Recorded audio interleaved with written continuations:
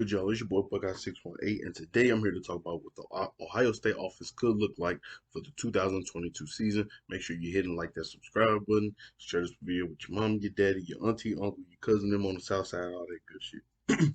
So first we're gonna start with the O line. Don't no play get done without that starting O line. So from left to right, we got tackle Paris Johnson. Yeah, I know he got some experience with guard, but from my understanding, we had Dewan Jones and Thayer Munford on the tackle spots, as well as Nicholas Petit Frere, playing that tackle spot. He played tackle in high school, coming out of the backyard of Ohio. So I wouldn't be surprised if Coach Justin Fry came in and helped him get back to that bread and butter playing tackle.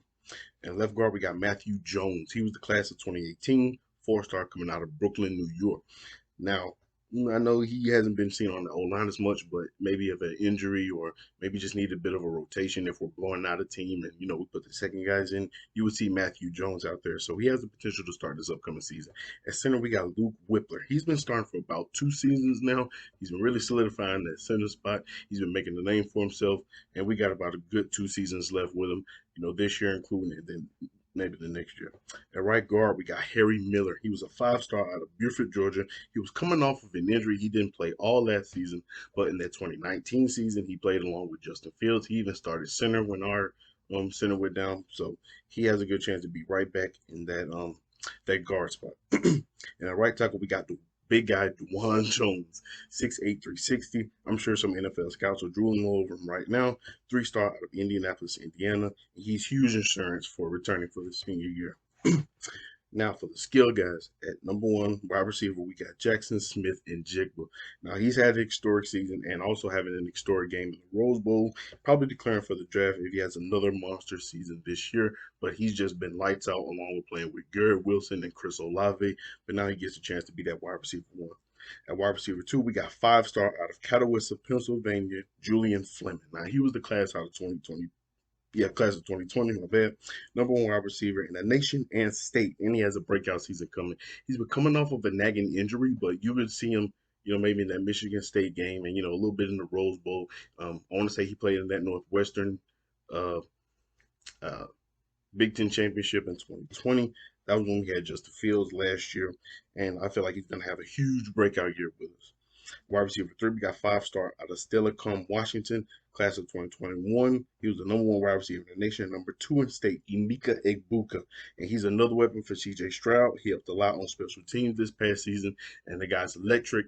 Uh, think of like a kind of like an upgraded Jackson Smith and Jigba. Kind of not the tallest wide receiver, but that great size and great speed. As soon as he gets the ball in his hands, he's gone. And at number four, we got Marvin Harrison Jr. Yes, the son of Hall of Famer wide receiver Marvin Harrison Sr. He had a solid freshman season, capped off with Rose Bowl touchdowns, another weapon for CJ Stroud, and he also went to the same high school as quarterback Kyle McCord. So be on the lookout for Marvin Harrison Jr. At quarterback, we got our guy CJ Stroud. It was kind of some uncertainty before the season started, but I want to say he solidified himself. He kind of started off with a nagging shoulder injury. You would see him kind of work it out in that Minnesota game, but after he sat out a little bit, I want to say for the Tulsa or the Akron game, he came in and he just playing lights out ever since then. He solidified himself as QB1, finished number 4 in Heisman voting. I'm sure that angered him a little bit, so he'll definitely be coming out guns hot for next season. And at running back, we got Travion Henderson competing for the Heisman as well. He had a historic freshman season, over 1,000 yards rushing, breaking Maurice's Claret's season. And he reminds us a little bit of Saquon Barkley. That size and speed, that jump cut. He can run away from people. He can catch out of the backfield. This guy can do it all. He's a versatile back. And we got him for at least the next 2 seasons, this year and also 2023 including.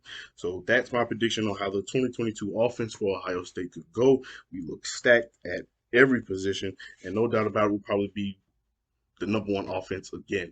And that's what I believe in because our team is just stacked across the board. We got other running backs behind, other quarterbacks and wide receivers, no line, also waiting to get their turn.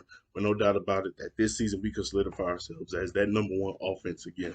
Well, I hope you enjoyed the video. Be sure, like I said, like, subscribe. It's been your boy Buckeye 618.